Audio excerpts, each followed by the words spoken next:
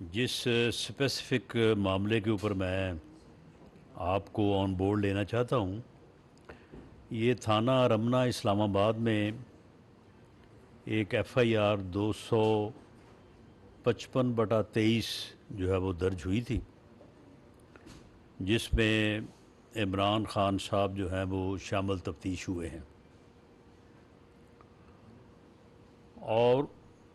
तफ्तीश के उस अमल के दौरान, क्योंकि उसमें एक एलिगेशन वो थी जो उन्होंने फ़ौज के एक सीनियर ऑफिसर, वज़ीर आज़म पाकिस्तान और मेरे ख़िलाफ़ जो है वो अपने कत्ल की साजिश करने का इल्ज़ाम जो है वो लगाया था। उनकी तमाम वीडियोस, ऑडियोज़ जो है वो उनको तफ्तीशी अमल के दौरान जेआईटी ने जो है वो उनको कन्फ्रंट किया। उन तमाम बयानात को और उन वीडियोस को उन्होंने दुरुस्त तस्लीम किया और उन्होंने कहा कि ये वाकई ही ये मेरी ही आवाज़ है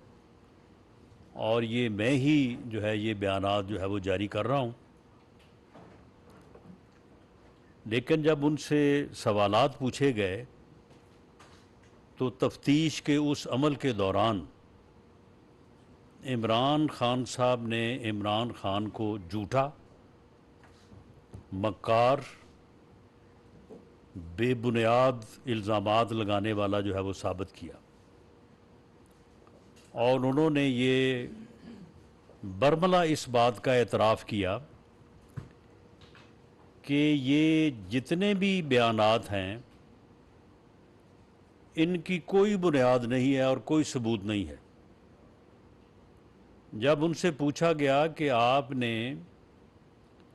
एक वफाकी वज़ीर, वज़ीर आज़म पाकिस्तान और फ़ौज के सीनियर अफसर के ख़िलाफ़ इतना संगीन इल्ज़ाम आपने कैसे लगा दिया कि आपको कत्ल कर दिया जाएगा या आपको कत्ल करने की जो है वो साजिश की गई है, तो उन्होंने कहा कि मुझे किसी ने बताया था। जब उनसे पूछा गया कि आपको किसने बताया था, तो उन्होंने कहा कि ये मुझे याद नहीं है कि मुझे किसने बताया था, लेकिन मुझे किसी ने बताया था, तो किसी ने कहा था तो मैंने भी ये कह दिया। इसी तरह से फ़ौज के सरबराह के ख़िलाफ़, फ़ौज के बतौर अदारा उन्होंने जो जो इल्ज़ामात लगाए, जो जो घटिया बिलो दी बेल्ट गुफ्तगू की, उस सारी से उन्हें कन्फ्रंट किया गया तो उन्होंने सभी बातों को तस्लीम किया। किसी जगह पे भी उन्होंने ये नहीं कहा कि ये तो मेरी ऑडियो नहीं है, मेरी वीडियो नहीं है। हर चीज़ को तस्लीम किया और साथ ही ये भी बयान दिया कि मेरे पास इन चीज़ों का कोई सबूत नहीं है, ये ऐसे मैंने इधर उधर से सुनी सुनाई बातें जो सारी कर दी। उनका ये सारा बयान जो है वो ज़ब्ते तहरीर में लाया गया, जिसके ऊपर अपने उन्होंने दस्तखत सब्त किए। ये एक जो है वो तफ्तीशी अमल के बाद एक मुस्तनद जो है ये एक दस्तावेज़ है जो जेआईटी जो इस मुकदमे में और दीगर मुकदमों में जो है वो तफ्तीश कर रही है, उसके पास एक जो है ये सबूत है जिसके ऊपर उनके अपने दस्तखत हैं और उन्होंने ख़ुद तस्लीम किया कि वो इल्ज़ामात लगाने में,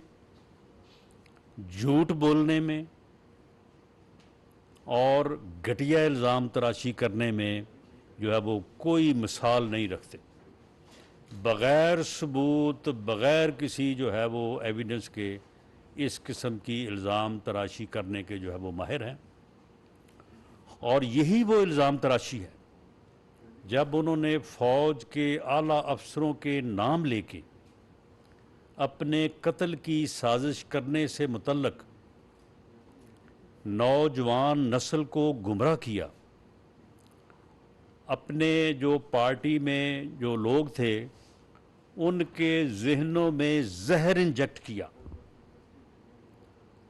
और ये बाकायदा जहन साजी की। ये जहन साजी जो है ये 2014 से बिलअमूम, उसके बाद पिछले 4 साल बिलखसूस जब वो जो है वो इक़्तिदार में थे, जब सियालकोट के जो डार साहब हैं, उस्मान डार साहब,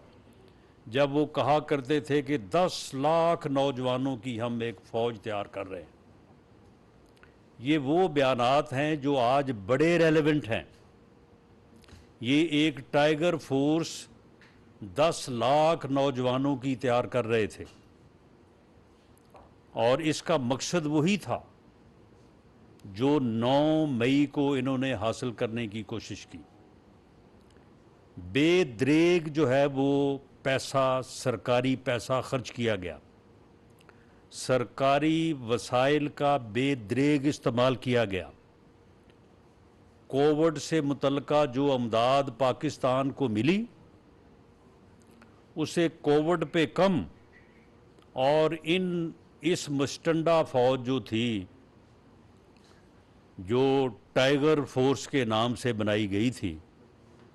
इनके ऊपर जो है ज़्यादा खर्च किया गया। ये गाली गलोच ब्रिगेड सोशल मीडिया और टाइगर फोर्स के नाम पे जो लिस्टें बनाई गईं,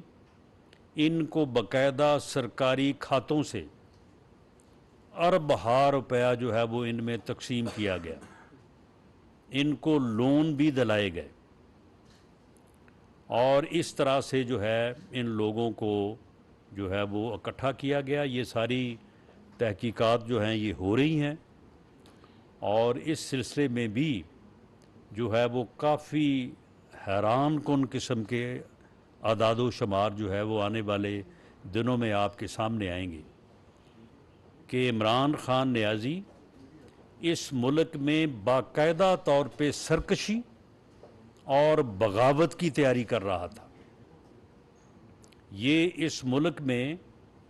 इस फोर्स के ज़रिए से जिसको ये मुनज़्ज़म कर रहा था, मुल्क पे कब्ज़ा करने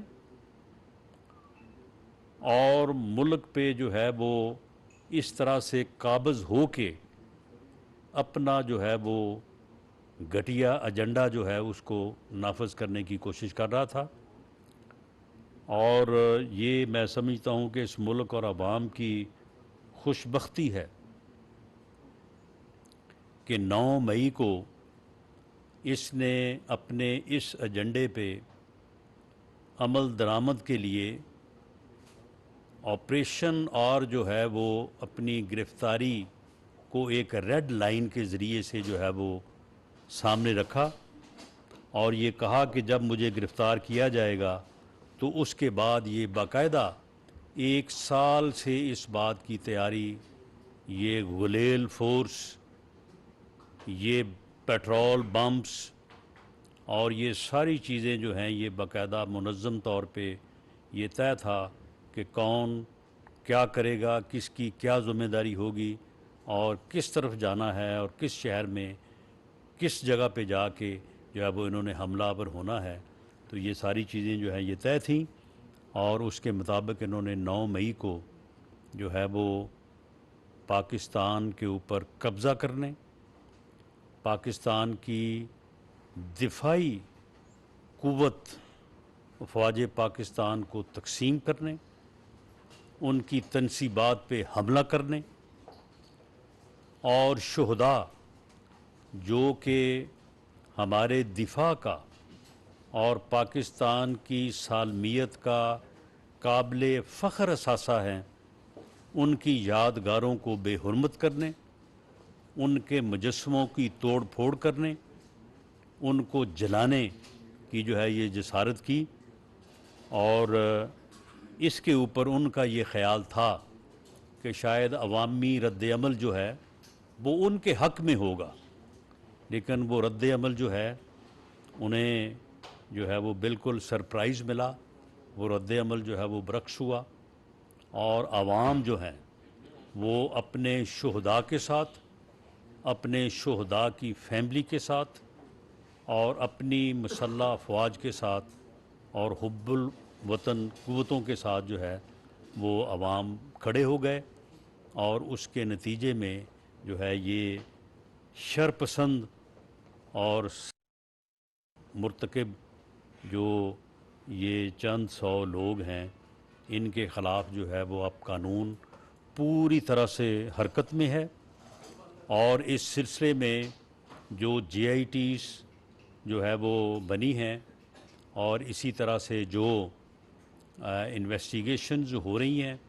उन एरियाज़ की जिनमें दिफाई तनसीबात और आर्मी के प्रोहिबिटेड एरियाज़ शामिल हैं, उन एरियाज़ में भी जो है ये सारा इन्वेस्टिगेशन का अमल जो है वो जारी है। और इसमें इंशाअल्लाह ताला जो है वो बड़ी मुस्बत से मुराद ये कि जो है वो यानी एम्पल यानी बड़ी डिटेल में जाके शहादत एविडेंस जो है वो अवेलेबल है, जो इन मुल्ज़मों का जुर्म के साथ जो है वो नाता जो है वो जोड़ रही हैं। ऑडियो एविडेंस है, वीडियो एविडेंस है, लोगों के इकबाली बयान हैं। तो इसमें जो है वो इंशाअल्लाह जल्द पेशरफ्त हो।